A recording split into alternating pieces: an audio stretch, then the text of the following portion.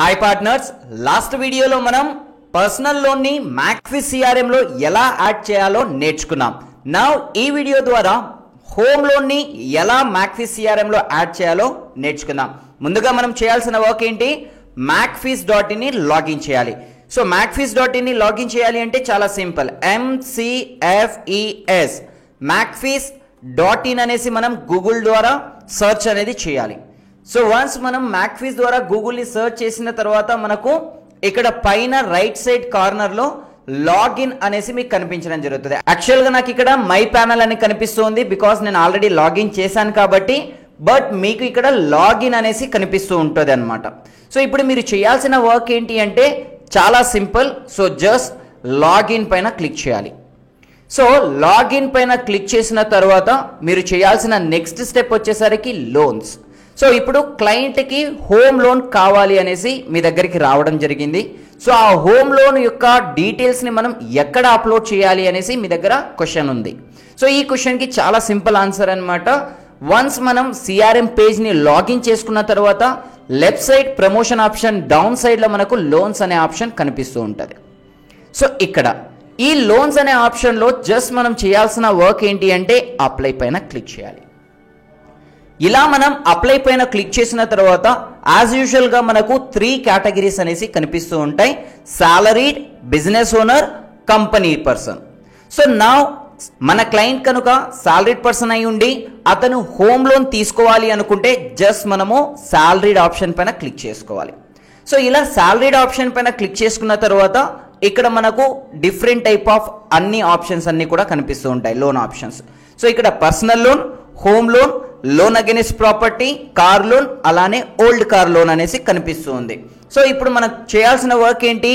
కస్టమర్కి కావాల్సిన లోన్ వచ్చేసరికి హోమ్ లోన్. సో ఇప్పుడు మనం చేయాల్సిన వర్క్ చాలా సింపుల్. జస్ట్ హోమ్ లోన్ పైన మనం క్లిక్ చేయాలి. సో ఇలా మనం హోమ్ లోన్ పైన క్లిక్ చేసిన తర్వాత జస్ట్ మనకి ఇక్కడ కేవైసీ ప్రాసెస్ అంతా కూడా కనిపిస్తూ ఉంటుంది అనమాట. సో క్లయింట్కి ఎంత లోన్ అనేది రిక్వైర్ ఉంది. సో ఫస్ట్ లోన్ అమౌంట్ అనేది ఇక్కడ మనము మెన్షన్ చేయాలి. బికాస్ సో ఎంత లోన్ అనేసి క్లయింట్కి రిక్వైర్మెంట్ ఉందో ఇది మనం ఇక్కడ ఫిల్ చేయాలన్నమాట. అండ్ సెకండ్ వచ్చేసరికి ఎన్ని మంత్స్ అతను టెన్యూర్ పెట్టుకోవాలి అనుకుంటూ ఉన్నారు, అంటే డ్యూస్, ఈఎంఐస్ ఎన్ని మంత్స్ అతను మెన్షన్ పెట్టాలనుకుంటున్నారో సో దాని గురించి ఇక్కడ లైక్ పర్టికులర్ డీటెయిల్స్ అనేది ఇవ్వాలి. ఆఫ్టర్ దట్ నేమ్ అంటే ఫస్ట్ నేమ్ అలానే లాస్ట్ నేమ్ అనేది మ్యాండేటరీగా ఇవ్వాలి. ఇఫ్ ఇన్ కేస్ అతనికి మిడిల్ నేమ్ లేదు అంటే, సో ఫర్ ఎగ్జాంపుల్ ఇక్కడ నేను మీ అందరికి కూడా ఒక స్మాల్ థింగ్ అనేది చెప్తూ ఉన్నాను. సో మై నేమ్ మెన్షన్ చేస్తున్నాను షేక్ ఇర్ఫాన్. సో నాకు ఇర్ఫాన్ అంటే మిడిల్లో వచ్చేస్తూ ఉంది కాబట్టి లాస్ట్ నేమ్ లేదు కాబట్టి నేనేం చేయాలి? లాస్ట్లో వచ్చేసరికి ఇర్ఫాన్ అనేసి మెన్షన్ చేస్తూ ఉన్నాను. ఒకవేళ మిడిల్ నేమ్ ఉంది అనుకుంటే సో మిడిల్ నేమ్ని నేను ఇర్ఫాన్ అనేసి మెన్షన్ చేశాను, లాస్ట్ నేమ్ వచ్చేసరికి బాషా అనేసి మెన్షన్ చేశాను, షేక్ ఇర్ఫాన్ బాషా అనేసి నేను ఇక్కడ మెన్షన్ అనేది చేశాను. ఒకవేళ ఎవరికైతే మిడిల్ నేమ్ లేదో సో లైక్ వాళ్ళు ఏం చేయాలి? డైరెక్ట్గా లాస్ట్ నేమ్ ద్వారానే మెన్షన్ అనేది చేయాలి. షేక్ ఇర్ఫాన్ లేదా మిడిల్ నేమ్ ఉంటే షేక్ ఇర్ఫాన్ బాషా అనేసి మెన్షన్ చేయొచ్చు. బట్ మ్యాండేటరీగా ఇక్కడ స్టార్ ఆప్షన్ ఏదైతే కనిపిస్తుందో ఇలా స్టార్ ఆప్షన్ కనిపిస్తే ఖచ్చితంగా లైక్ కాలమ్ని మనం ఫిల్ చేయాలన్నమాట. అండర్స్టూడ్ కదా? ఆఫ్టర్ దట్ సో మనం ఏం చేసాం? Last name, middle name, first నేమ్ని మెన్షన్ చేసేసాం. అపార్ట్ ఫ్రమ్ దిస్ కస్టమర్ యొక్క మొబైల్ నెంబర్ని ఇక్కడ 10 డిజిట్ వేలో మనం మెన్షన్ చేయాలి. సో కస్టమర్ యొక్క మొబైల్ నెంబర్ని ఇక్కడ మనం మ్యాండేటరీగా మెన్షన్ చేయాలి. అపార్ట్ ఫ్రమ్ దిస్ కస్టమర్ యొక్క date of birth. So customer యొక్క డేట్ ఆఫ్ బర్త్, ఎం అంటే మంత్, డి అంటే డేట్, వై అంటే ఇయర్. సో ఈ వేలో మీరు అతని యొక్క క్లయింట్ ఎవరైతే ఉంటారో క్లయింట్ యొక్క డేట్ ఆఫ్ బర్త్ని మెన్షన్ చేయాలి.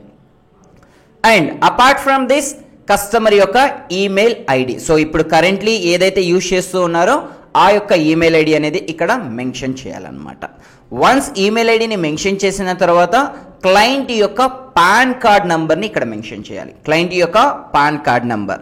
After that employee type. So customer మన యొక్క క్లయింట్ ఎవరు? సాలరీడ్ అనేసి మనం ఆల్రెడీ సెలెక్ట్ చేసుకున్నాం ఆప్షన్ని. సో చేసుకున్నాం కాబట్టి ఇక్కడ అగైన్ మనం రీసెలెక్ట్ అనేది చేసుకోవాల్సిన అవసరం లేదు because he's a salaried person. ఓకేనా?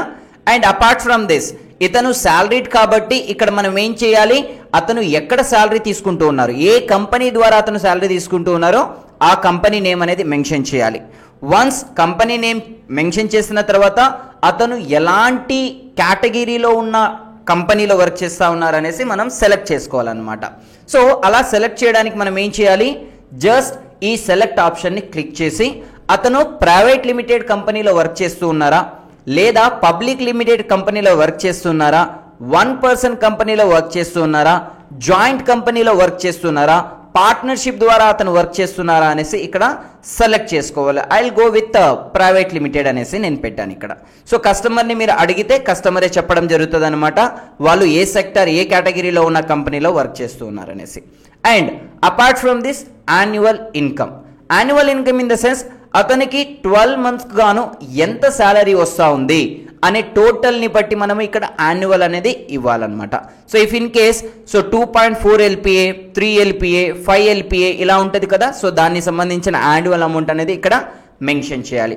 Apart from this residency pin code, so అతని యొక్క రెసిడెన్సీ అతను ఇప్పుడు ప్రెసెంట్ ఎక్కడ ఉంటున్నారో సో వాళ్ళ యొక్క పిన్ కోడ్ అనేది ఇక్కడ మెన్షన్ చేయాలి.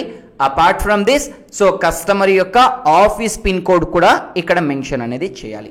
సో ఇదంతా కూడా మనం ఏమంటాం, బేసిక్ ఇన్ఫర్మేషన్.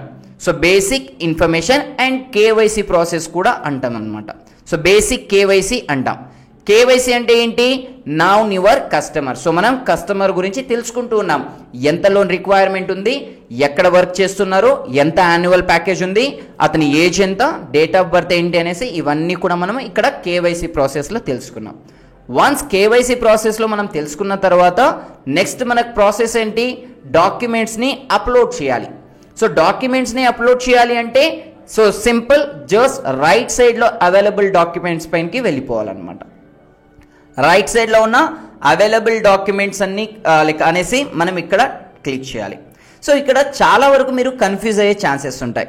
సార్ ఇక్కడ అన్నీ కూడా నాకు సెలెక్టెడ్ ఆప్షన్స్ కనిపిస్తున్నాయి, ఎక్కడా కూడా నాకు అప్లోడ్ ఆప్షన్ కనిపించట్లేదు అనేసి మీకు డౌట్ రావచ్చు అనమాట. సో అప్లోడ్ ఆప్షన్ రావాలి అంటే మనం ఖచ్చితంగా ఇక్కడ సెలెక్టెడ్ ఆప్షన్స్ పైన క్లిక్ చేయాలి. ఫర్ ఎగ్జాంపుల్ క్లయింట్ దగ్గర ఐటీఆర్ అనేది మనం కలెక్ట్ చేస్తూ ఉన్నామంటే సో ఇక్కడ సెలెక్ట్ అనేది చేయాలి.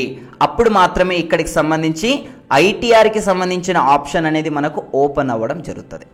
సో ఒకవేళ నేనే కనుక ఈ ఆప్షన్ని డిసేబుల్ చేస్తే సో అగైన్ ఇక్కడ డాక్యుమెంట్స్ అనేది అప్లోడ్ ఆప్షన్ అనేది రాదు. ఒకవేళ నేనే అగైన్ ఐటీఆర్ ఆప్షన్ని సెలెక్ట్ చేశాను, రావడం జరిగింది.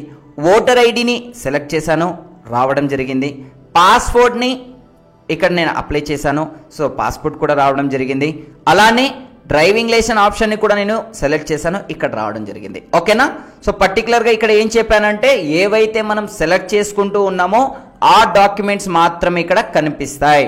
సో దానికోసం మనం ఏం చేయాలి, హోమ్ లోన్కి కావాల్సిన రిక్వైర్డ్ డాక్యుమెంట్స్ అనేది ఇక్కడ మెన్షన్ అనేది చేసుకోవాలన్నమాట. ముందుగా హోమ్ లోన్ని మనం అప్లై చేయాలి ఒక క్లయింట్ది అంటే ఫస్ట్ క్లయింట్ యొక్క పాన్ కార్డ్ని మనం కలెక్ట్ చేసుకోవాలి. క్లయింట్ యొక్క పాన్ కార్డ్ని కలెక్ట్ చేసుకోవాలి. సెకండ్ క్లయింట్ యొక్క ఫోటోగ్రాఫ్ని మనం కలెక్ట్ చేసుకోవాలి. అలానే క్లయింట్ యొక్క ఆధార్ కార్డ్ని మనం కలెక్ట్ చేసుకోవాలి. అపార్ట్ ఫ్రమ్ దిస్ అతని యొక్క ఇన్కమ్ ప్రూఫ్ మినిమం 1 ఇయర్ పాటు మనము అతని ఇన్కమ్ సోర్స్ అనేది మనం కలెక్ట్ చేయాలి. బట్ ఇక్కడ 6 months మాత్రమే ఉంది. But you can go with 1 year because so మన యొక్క డాక్యుమెంట్ అనేది స్ట్రాంగ్గా ఉండాలి. స్ట్రాంగ్గా ఉండాలి అంటే ఇన్కమ్ ప్రూఫ్ కూడా అదే విధంగా స్ట్రాంగ్గా ఉండాలి. ఓకేనా. గో విత్ 1 year పాటు లైక్ అతని యొక్క బ్యాంక్ స్టేట్మెంట్స్ అన్ని కూడా ఉండాలన్నమాట. ఓకేనా. Apart from this job proof, అతను నిజంగానే జాబ్ చేస్తూ ఉన్నట్లు నమ్మాలి అంటే మన బ్యాంక్ అఫీషియల్స్ అతనికి సంబంధించిన ఎంప్లాయ్మెంట్ సర్టిఫికేట్, సో అతనికి అపాయింట్మెంట్ లెటర్ లేదా పే స్లిప్స్ లేదా అతనికి సంబంధించి అక్కడ వర్క్ చేస్తూ ఉన్నట్టు ఏదైనా సర్టిఫికేట్ అనేది మ్యాండేటరీగా మన బ్యాంక్ అఫీషియల్స్కి మనం అప్లోడ్ అనేది చేయాలి. సో దానికోసం I will go with directly appointment letter, ఎందుకంటే వితౌట్ అపాయింట్మెంట్ లెటర్ ఏ కంపెనీలో మనము వర్క్ చేయాల్సిన అవసరం ఉండదు కాబట్టి. Okay, very good. And apart from this bank statement and monthly yearly అనేసి ఇక్కడ రావడం జరిగింది. సో ఈ బ్యాంక్ స్టేట్మెంట్లో కూడా సేమ్ 1 ఇయర్ పాటు మనము సెలెక్ట్ అనేది చేసుకోవాలి. ఇక్కడ ఓన్లీ 6 మంత్స్ ఉంది, బట్ 1 ఇయర్ అనేది మనము సెలెక్ట్ అనేది చేసుకోవాలన్నమాట. అపార్ట్ ఫ్రమ్ దిస్ ప్రాపర్టీ యొక్క డాక్యుమెంట్స్, సో మన యొక్క క్లయింట్ ఎవరైతే ఉంటారో సో క్లయింట్ యొక్క ప్రాపర్టీ డాక్యుమెంట్స్ ఏమి ఉండాలి మన దగ్గర, ఖచ్చితంగా నో అబ్జెక్షన్ సర్టిఫికేట్ NOC ఉండాలి, అలానే అలాట్మెంట్ లెటర్ ఉండాలి. ఒకవేళ అతనే కనుక బయ్యర్ అయి ఉంటే అతను కొన్న స్థలానికి బయ్యర్ అగ్రిమెంట్ అనేది చేసుకొని ఉన్నారా లేదా అనేసి ఖచ్చితంగా ఆ డాక్యుమెంటేషన్ అనేది ఖచ్చితంగా ఉండాలి. అండ్ సో అది అగ్రికల్చర్ ల్యాండా లేదా నాన్ అగ్రికల్చర్ ల్యాండా అనేసి ఇక్కడ మెన్షన్ అనేది చేయాలి. And apart from this so అతని దగ్గర ఖచ్చితంగా సొసైటీ రిజిస్ట్రేషన్ సర్టిఫికేట్ కూడా ఉండాలన్నమాట. సో రెస్ట్ దీనికి సంబంధించిన సర్టిఫికేట్ డాక్యుమెంటేషన్ ఏవైతే ఉన్నాయో అవి డైరెక్ట్గా మనం ఇక్కడ ఇవన్నీ కూడా కలెక్ట్ చేయాల్సిన అవసరం లేదు. క్లయింట్ దగ్గర ఇప్పుడు ప్రెసెంట్ ఏవైతే డాక్యుమెంట్స్ ఉన్నాయో ఆ డాక్యుమెంట్స్ని మాత్రమే మనము ఫుల్ఫిల్ అనేది చేయాలి. ఓకేనా, very good. And apart from this so client యొక్క కరెంట్ లోన్ డాక్యుమెంట్స్, అతను ఏదన్నా లోన్ అనేది పెట్టుకొని ఉన్నారా, ఒకవేళ ఆ లోన్ అనేది రన్ అవుతూ ఉందా, లేదంటే ఆ లోన్ కంప్లీట్ అయిపోయిందా, ఒకవేళ కంప్లీట్ అయి ఉంటే కస్టమర్ దగ్గర ఫ్లోర్ క్లోజర్ ఉందా లేదా అనేసి మనం అడగాలి. ఒకవేళ అతను ఇప్పటి వరకు లోన్ తీసుకోలేదు అంటే ఓకే, నథింగ్. సో అతన్ని అక్కడి నుంచి మనము లోన్ ప్రాసెస్ అనేది చేయొచ్చు. ఒకవేళ అతనే ఆల్రెడీ లోన్ పే చేసి ఫ్లోర్ క్లోజర్ అయి ఉంది అంటే ఈ లెటర్ అనేది పెట్టొచ్చు. యాక్చువల్గా ఇది మ్యాండేటరీ కాదనమాట. ఏవైతే నేను ఇప్పుడు చెప్తూ ఉన్నానో ఇక్కడ కరెంట్ ప్లాట్ లోన్ అనేసి ఇది అంత మ్యాండేటరీ కాదు. బికాస్ సో అతని దగ్గర ఉంది అంటే మనము లెటర్ని మెన్షన్ చేయొచ్చు, లేదు అంటే డైరెక్ట్గా మనం next option ITR. So ITR ఏదైతే ఉందో మినిమం 2 years ఆఫ్ ITR అనేది మ్యాండేటరీగా మనం కలెక్ట్ అనేది చేయాలి. మినిమం 2 years ఆఫ్ ITRని మ్యాండేటరీగా కలెక్ట్ చేసుకోవాలన్నమాట.